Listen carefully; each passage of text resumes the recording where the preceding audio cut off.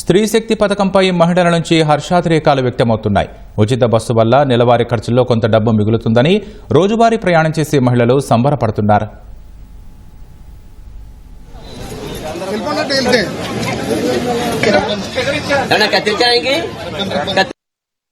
బాగున్నప్పుడే విజయవాడ వస్తాం, మైలవరం సరుకులకి వెళ్తాం. చిన్నప్పుడల్లో 100 రూపాయలు మిగులుతాయండి. పేదల కోసం మంచి పని చేస్తున్నాడు మహానుభావుడు. అంటే మేము పద్దాక బస్సుల్లోనే తిరుగుతూ ఉంటాం, హాస్పిటల్కి కానీ జాబ్ పరంగా కానీ దేనికైనా కానీ. అందుకనే ఈ పథకం వల్ల మేము చాలా లబ్ధి పొందామని ఆశిస్తున్నామనండి. దీనివల్ల నెలకొచ్చేసి దగ్గర మాకు 1500 దాకా మిగులుతాయి. విజయవాడ వచ్చినప్పుడల్లా 100 రూపాయలు 140 అలా అవుతూ ఉంటుంది.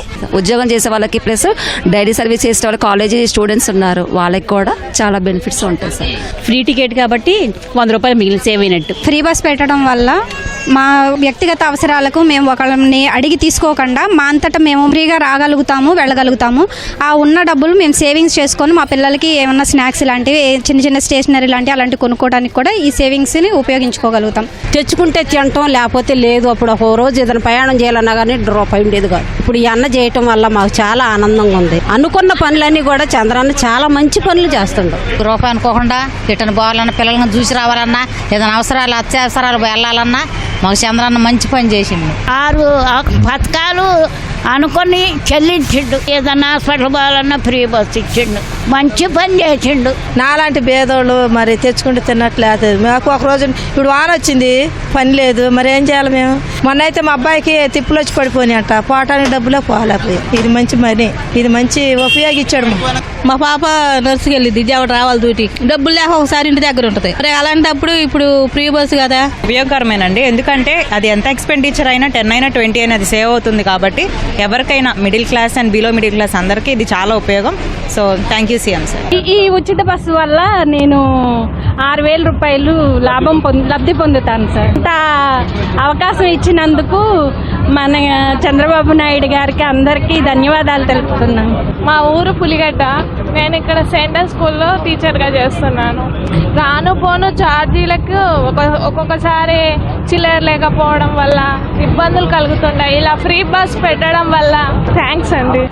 ఈ ఫ్రీ బస్ ఇవ్వడం మా సభ్యులందరికీ చాలా ఆనందంగా ఉంది. ఎందుకంటే అందరూ అంతంత మాత్రమే మధ్యతరగతి కుటుంబీకులు. ఏదైనా వ్యాపార అవసరాలు లోన్ తీసుకుని వ్యాపారం చేసుకునే వాళ్ళకి రేపల్లి వెళ్ళాలన్నా, ఇటు బందరు వెళ్ళాలన్నా ఏదైనా బాగా ఉపయోగంగా ఉంటుంది. మాకు చాలా మంచి మేలు చేశారండి. అన్ని లేడీస్ కి అన్ని పనులన్నీ అనుకున్నవన్నీ చేశారండి. మాకు స్వతంత్రం అన్నదే మహిళలకి ఇచ్చారు. చంద్రబాబు నాయుడు గారికి ధన్యవాదాలండి. ఇస్తానన్న హామీల ప్రకారం ఒక్కొక్కటి నెరవేర్చుకుంటానే వచ్చారు. దీనికి మహిళలందరూ కూడా అందరూ సంతోషంగా ఉన్నారని వ్యక్తం. నాకు ఒంట్లో బాగోదండి, నేను అటుకే వెళ్తా ఉంటానండి. ఎప్పుడుని డబ్బులు ఎక్కువ అవుతూ ఉంటాయి నాకు. ఈ వల్ల నాకు డబ్బులు అవ్వడం చాలా ఆనందం పడుతున్నానండి. వ్యాపారాలకు చేసుకుంటా వెళ్తామండి. మేము ఎక్కువగాను రోజుకంటే 40 రూపాయలు వస్తాయండి. కాబట్టి డబ్బులకు మిగులుతాయి కదండి. మేము ప్రతిరోజు రాజమండ్రి ప్రయాణం చేస్తూ ఉంటాము. మాకు ఈ పథకం ద్వారా నెలకు 3000 ఆదా అవుతుంది. నేను రామచంద్రపురం ఎస్ఎం కాలేజ్ లో చదువుతున్నానండి. అక్కడి నుంచి మావడాడి నుంచి రామచంద్రపురం రోజు డైలీ కాలేజ్కి వెళ్తామండి. మేము ఫ్రీ బస్సులో వేయడం వల్ల మాకు బాగా యూజ్ అవుతుందండి కాలేజ్కి వెళ్ళడానికి గట్రా. ఇప్పుడు ఆటో చార్జెస్ అన్ని ఎక్కువ ఉంటున్నాయి కాబట్టి ఆటోస్కి అది వెళ్ళాలన్నా ప్రతి చోటకి మేము వెళ్ళాలంటే కష్టం. ఎక్కడికైనా బస్సులో వెళ్ళాలన్నా కొంచెం ఎక్కువ దూరం వెళ్ళాలంటే ఎక్కువ అవుతుంది చార్జెస్. ఇప్పుడు ఫ్రీ బస్ వేయడం వల్ల మేము ఎక్కడికైనా సులువుగా వెళ్ళొచ్చు అని చెప్పేసి మాకు కొంచెం ఆనందంగా ఉంది. మేమండి వాళ్ళ నుంచి తిరుపతి వెళ్తున్నామండి. అంత బాగా నెలకోసారి కింద వెళ్తున్నామండి. దేవుని పట్టు కోసం వెళ్ళామండి. మాకు ఈ ఛార్జెస్ తగ్గుతాయండి. బస్సు చేసినందుకు చాలా థ్యాంక్స్ అండి. కనీసం ఒక రోజు టికెట్కు మర్చిపోయినా కానీ కన్నయ్య గారు చాలా బాగా పెట్టేసేవారు. అలాంటిది చాలా ఫ్రీ బస్ వేసినందుకు చాలా సంతోషమైన మాకు. ఆడవాళ్ళకి ఫ్రీ బస్ పెట్టారు, బాగుంది.